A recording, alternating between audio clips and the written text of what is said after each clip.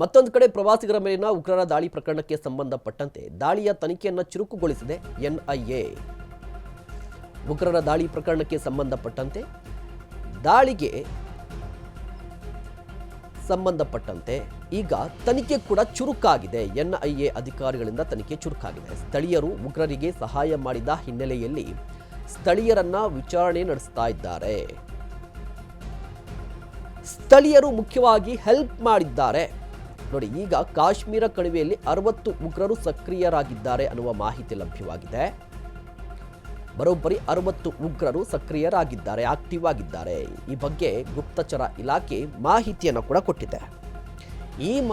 ಈ ಮಾಹಿತಿಯನ್ನು ಆಧರಿಸಿ ಚುರುಕುಗೊಂಡಿರುವಂಥದ್ದು ತನಿಖೆ. ನೋಡಿ, ಈ ಘಟನೆಯನ್ನು ಗಮನಿಸಿದಂಥ ಸಂದರ್ಭದಲ್ಲಿ ಪಹಲ್ಗಾಮ್ ಘಟನೆಯನ್ನು ಒಂದು ಸ್ಪಷ್ಟವಾಗಿ ಗೊತ್ತಾಗಿದ್ದು ಸ್ಥಳೀಯರ ಬೆಂಬಲ ಇದೆ ಅಂತ ಹೇಳಿ. ಈಗ ಎನ್ಐಎ ಕೂಡ ಅದೇ ರೀತಿಯಾಗಿ ತನಿಖೆಯನ್ನು ನಡೆಸ್ತಾ ಇದೆ. ಮುಖ್ಯವಾಗಿ ನಮ್ಮ ನೆಲದಲ್ಲೇ ಇದ್ದು, ನಮ್ಮ ನೀರನ್ನೇ ಕುಡಿದು, ನಮ್ಮ ಗಾಳಿಯನ್ನೇ ಸೇವಿಸಿ, ನಮ್ಮ ದೇಶದಲ್ಲೇ ಇದ್ದುಕೊಂಡು ಭಯೋತ್ಪಾದಕರಿಗೆ ಸಪೋರ್ಟನ್ನು ಮಾಡ್ತಾ ಇರೋರನ್ನು ಹುಡುಕಿ ಹೊಸಕಾಕಬೇಕಾಗಿದೆ. ಈಗ ಆ ಪ್ರಯತ್ನವನ್ನು ಎನ್ಐಎ ಅಧಿಕಾರಿಗಳು ಮಾಡ್ತಾ ಇದ್ದಾರೆ. ಮತ್ತೊಂದು ಕಡೆ ಗುಪ್ತಚರ ಇಲಾಖೆ ಒಂದು ಮಾಹಿತಿಯನ್ನು ಕೊಟ್ಟಿದೆ, 60 ಉಗ್ರರು ಆಕ್ಟಿವ್ ಆಗಿದ್ದಾರೆ ಅಂತ ಹೇಳಿ. ಹೀಗಾಗಿ ಅಲ್ಲಿನ ಸ್ಥಳೀಯರನ್ನು ಕರೆಸಿ ಒಂದಿಷ್ಟು ವಿಚಾರಣೆ ನಡೆಸ್ತಾ ಇದ್ದಾರೆ.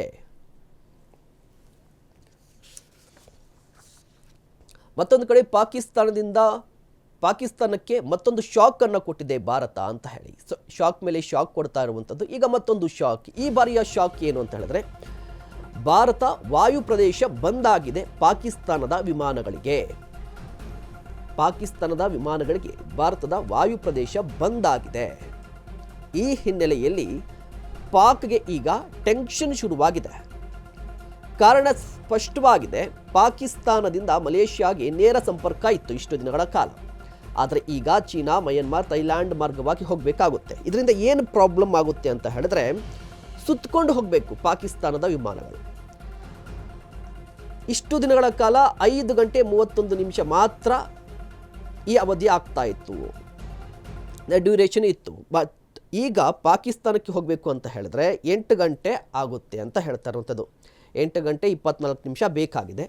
ಹೀಗಾಗಿ ಅಲ್ಲಿರುವಂಥ ಪಾಕ್ನ ಪ್ರಜೆಗಳು ಕೂಡ ಸಂಕಷ್ಟಕ್ಕೀಡಾಗಿದ್ದಾರೆ. ಜೊತೆಗೆ ಏರ್ಲೈನ್ಸ್ ಕೂಡ ಸಂಕಷ್ಟಕ್ಕೀಡಾಗಿರುವಂಥದ್ದು. ಕಾರಣ ಏನಪ್ಪ ಅಂತ ಹೇಳಿದ್ರೆ, ಒಂದೇ ಒಂದು ನಿರ್ಧಾರ, ಇದು ಒಂದು ರೀತಿಯಾಗಿ ಶಾಕ್ ಅಂತ ಹೇಳಬೇಕು. ಭಾರತದ ವಾಯು ಪ್ರದೇಶದಲ್ಲಿ ಪಾಕಿಸ್ತಾನದ ವಿಮಾನಗಳು ಹಾರಾಟ ಮಾಡಬಾರದು ಅಂತ ಹೇಳಿದ್ರೆ, ಇಲ್ಲಿ ಪ್ರವಾಸಿಗರಿಗೆ ಟಿಕೆಟ್ ರೇಟ್ ಜಾಸ್ತಿ ಆಗೋದ್ರ ಜೊತೆಗೆ ವಿಮಾನ ಸಂಸ್ಥೆಗಳೇನಿರುತ್ತಲ್ವ ಅವುಗಳ ಎಕ್ಸ್ಪೆನ್ಸಸ್ ಕೂಡ ಜಾಸ್ತಿ ಆಗುತ್ತೆ, ಇಂಧನ ಜಾಸ್ತಿ ಆಗುತ್ತೆ. ಹೀಗಾಗಿ ಒಂದು ದೊಡ್ಡ ಮಾಸ್ಟರ್ ಸ್ಟ್ರೋಕನ್ನು ಕೊಟ್ಟಿದ್ದಾರೆ. ಜೊತೆಗೆ ಟೈಮನ್ನು ಗಮನಿಸ್ತಾ ಇರ್ಬೋದು.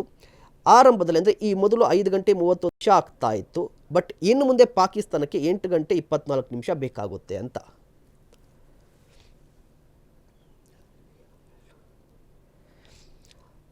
ಪಹಲ್ಗಾಮ್ ದಾಳಿಯ ನಂತರ ಪಾಕಿಸ್ತಾನಕ್ಕೆ ಒಂದೊಂದೇ ಶಾಕ್ ಅನ್ನು ಕೊಡ್ತಾ ಇದೆ ಭಾರತ. ಆರಂಭದಲ್ಲಿ 5 ಗಟ್ಟಿ ನಿರ್ಧಾರಗಳನ್ನು ತೆಗೆದುಕೊಂಡಿದ್ದು, ಸಿಂಧೂ ನದಿಗೆ ಸಂಬಂಧಪಟ್ಟ ಒಪ್ಪಂದವನ್ನು ರದ್ದು ಮಾಡಿದ್ದು, ವೀಸಾ ರದ್ದು ಮಾಡಿದ್ದು, ಪಾಕ್ ಪ್ರಜೆಗಳನ್ನು ವಾಪಸ್ ಕಳಿಸಿದ್ದು, ವಾಘಾ ಗಡಿಯನ್ನು ಬಂದ್ ಮಾಡಿಸಿದ್ದು. ಇದಾದ ನಂತರ ಈಗ ವಿಮಾನಯಾನಕ್ಕೆ ಸಂಬಂಧಪಟ್ಟಂತೆ ಭಾರತದ ವಾಯು ಪ್ರದೇಶ ಪಾಕ್ನ ವಿಮಾನಗಳು ಹೋಗಬಾರ್ದು ಅಂತ ಹೇಳಿ ಒಂದು ನಿರ್ಧಾರಕ್ಕೆ ಬಂದಿದೆ. ಇದರ ಬಗ್ಗೆ ಇನ್ನಷ್ಟು ಮಾಹಿತಿಯನ್ನು ಪಡೆದುಕೊಳ್ಳೋಣ. ನಮ್ಮ ಪ್ರತಿನಿಧಿ ವಿನೋದ್ ದೂರವಾಣಿ ಸಂಪರ್ಕದಲ್ಲಿದ್ದಾರೆ. ವಿನೋದ್, ನಾವೀಗಾಗಲೇ ಗಮನಿಸ್ತಾ ಇದ್ದೀವಿ, ಭಾರತ ಸಾಕಷ್ಟು ಮಾಸ್ಟರ್ ಸ್ಟ್ರೋಕನ್ನು ಪಾಕಿಸ್ತಾನಕ್ಕೆ ಕೊಡ್ತಾ ಇದೆ. ಈಗ ವಾಯು ಪ್ರದೇಶ ಬಂದ್ ಅಂತ ಹೇಳಿದ್ರೆ ಪಾಕಿಸ್ತಾನಕ್ಕೆ ಎಷ್ಟರ ಮಟ್ಟಿಗೆ ಇದು ಹೊಡೆತ ಕೊಡಬಹುದು? ಮಹೇಶ್, ಭಾರತ ಪಾಕಿಸ್ತಾನಕ್ಕೆ ಪ್ರತಿದಿನ ಒಂದಲ್ಲ ಒಂದು ಹೊಡೆತವನ್ನು ಕೊಡ್ಲಿಕ್ಕೆ ಈಗಾಗಲೇ ಮುಂದಾಗಿದೆ. ಅದರಂತೆ ರಾಜ್ಯತಾಂತ್ರಿಕವಾಗಿ ಭಾರತ ಒಂದು ಪಾಕಿಸ್ತಾನ ಮೇಲೆ ಯುದ್ಧ ಸಾರಿದೆ ಅಂತ ಹೇಳುದು. ಯಾಕಂದ್ರೆ ಒಂದು ಸಿಂಧು ನದಿ ನೀರನ್ನ ಹರಿಯುವ ಒಪ್ಪಂದವನ್ನು ರದ್ದು ಮಾಡಿದ್ರು. ಜೊತೆಗೆ ಜೇಲಂ ನದಿ ನೀರು ಏಕಾಏಕಿ ಹರಿಬಿಟ್ರು. ಜೊತೆಗೆ ಗಡಿ ಭಾಗದ ಪ್ರದೇಶಗಳಲ್ಲಿ ಹೆಚ್ಚಿಗೆ ಸೈನ್ಯವನ್ನ ಡೆಪ್ಯೂಟ್ ಮಾಡಿದ್ರು. ಜೊತೆಗೆ ಏನು ಪಾಕ್ ಆಕ್ರಮಿತ ವಲಸಿಗರಿದ್ದಾರೆ ಅವರುಗಳನ್ನ ಒಂದು ಮರಳಿ ಪಾಕಿಸ್ತಾನಕ್ಕೆ ಕಳಿಸುವಂತ ಕೆಲಸವನ್ನು ಭಾರತ ಮಾಡಿದ್ರು. ಈಗ ಅದರ ಮುಂದುವರೆದ ಭಾಗ ಅಂದ್ರೆ ರಾಜ್ಯತಾಂತ್ರಿಕ ಯುದ್ಧದ ಮುಂದುವರೆದ ಭಾಗ ಈಗಾಗಲೇ ಪಾಕಿಸ್ತಾನಕ್ಕೆ ಮತ್ತೊಂದು ಹೊಡೆತವನ್ನು ಕೊಡ್ಲಿಕ್ಕೆ ಈಗಾಗಲೇ ಭಾರತ ಸರ್ಕಾರ ಮುಂದಾಗಲಿ. ಆ ಹೊಡೆತ ಏನಂದ್ರೆ ಭಾರತ ಅಂದ್ರೆ ಪಾಕಿಸ್ತಾನಕ್ಕೆ ಏನು ವಿಮಾನ ಹಾರಾಡ್ತಾ ಇದ್ದು ಭಾರತದಿಂದ ಈ ವಾಯು ಪ್ರದೇಶ ಅಂದ್ರೆ ಪಾಕ್ನಿಂದ ಬರ್ತಕ್ಕಂತ ಒಂದು ಕೆಲವು ವಿಮಾನಗಳು ಭಾರತದ ವಾಯುಮಾರ್ಗ ಮೂಲಕ ಹೋಗ್ತೈತೆ. ಆ ಒಂದು ವಿಮಾನಗಳಿಗೆ ಇನ್ಮೇಲೆ ನಿರ್ಬಂಧವನ್ನೇ ಹೇರಿದೆ ಭಾರತ ಸರ್ಕಾರ. ಸೊ ಹಿಂಗಾಗಿ ಪಾಕ್ಗೆ ಮತ್ತೊಂದು ರಾಜ್ಯತಾಂತ್ರಿಕ ಹೊಡೆತ ಈಗಾಗಲೇ ಕೊಟ್ಟಿದೆ. ಅಂದ್ರೆ ಈ ಹಿಂದೆ ನಮ್ಮ ವಾಯು ಪ್ರದೇಶಕ್ಕೆ ಅಂದ್ರೆ ಭಾರತದ ವಾಯು ಪ್ರದೇಶ ಬಂದು ಆ ಮಲೇಷ್ಯಾಕ್ಕೆ ನೇರವಾಗಿ ಹೋಗ್ಬೇಕು. ಆದ್ರೆ ಇನ್ಮೇಲಿಂದ ಯಾವ್ದೋ ಮಲೇಷ್ಯಾಗೆ ಒಂದು ಪಾಕಿಸ್ತಾನದ ಫ್ಲೈಟ್ ಹೋಗ್ಬೇಕಂದ್ರೆ ಚೀನಾ ಮತ್ತು ಮಯನ್ಮಾರ್ ಥೈಲ್ಯಾಂಡ್ ಮಾರ್ಗವಾಗಿ ಈಗಾಗಲೇ ಪಾಕಿಸ್ತಾನ ಫ್ಲೈಟ್ಗಳು ಸಂಚಾರವನ್ನ ಮಾಡಬೇಕು. ಇದರಿಂದ ಕೆಲವೊಂದಿಷ್ಟು ಚೀನಾಗೆ ಅಂದ್ರೆ ಪಾಕಿಸ್ತಾನಕ್ಕೆ ಕೆಲವೊಂದಿಷ್ಟು ಬಟ್ಟೆ ಎದುರಾಗುತ್ತೆ. ಒಂದು ಟೈಮ್ ಡ್ಯೂರೇಷನ್ ಹೆಚ್ಚಿಗೆ ಆಗುತ್ತೆ, ಜೊತೆಗೆ ಅಲ್ಲಿರ್ತಕ್ಕಂತ ಒಂದು ಏನು ಕಾಸ್ಟ್ ಇಂಧನ ಒಂದು ಹೆಚ್ಚಿಗೆ ಬಳಕೆ ಆಗುತ್ತೆ, ಜೊತೆಗೆ ಒಂದು ನಿರ್ವಹಣಾ ವೆಚ್ಚವು ಜಾಸ್ತಿ ಆಗುತ್ತೆ, ಜೊತೆಗೆ ಪ್ರಯಾಣಿಕರು ಪಾಕಿಸ್ತಾನ ಬಿಟ್ಟು ಬೇರೆ ಬೇರೆ ದೇಶಗಳಿಂದ ಒಂದು ಹೋಗುವಂತ ಕೆಲಸಗಳನ್ನ ಮಾಡ್ತಾರೆ. ಈ ಹಿಂದೆ ಏನು ಮಲೇಷ್ಯಾಗೆ ಪಾಕಿಸ್ತಾನ ಮೂಲಕ ಹೋಗ್ತಾ ಇದ್ರು ಕೇವಲ 5 ಗಂಟೆ 31 ನಿಮಿಷ ಆಯ್ತು. ಆದ್ರೆ ಇನ್ಮೇಲೆ ಭಾರತದ ಈ ನಿರ್ಧಾರದಿಂದ 8 ಗಂಟೆ 20 ನಿಮಿಷಗಳ ಕಾಲ ಒಂದು ಜರ್ನಿ ಮಾಡುವ ಒಂದು ಸಮಸ್ಯೆ ಎದುರಾಗಿದೆ. ಸೊ ಹೀಗಾಗಿ ಭಾರತ ಆದಷ್ಟು ನೇರವಾಗಿ ಯುದ್ಧ ಘೋಷಣೆ ಮಾಡದೇನೆ ಯಾವ ನಮಗೆ ಮೂಲಗಳಿದಾವೆ ಆ ಒಂದು ಮೂಲಗಳಿಂದ ಪಾಕಿಸ್ತಾನವನ್ನು ಕಟ್ಟಿ ಹಾಕಕ್ಕೆ ಈಗಾಗಲೇ ಭಾರತ ಸರ್ಕಾರ ಮುಂದಾಗಿದೆ.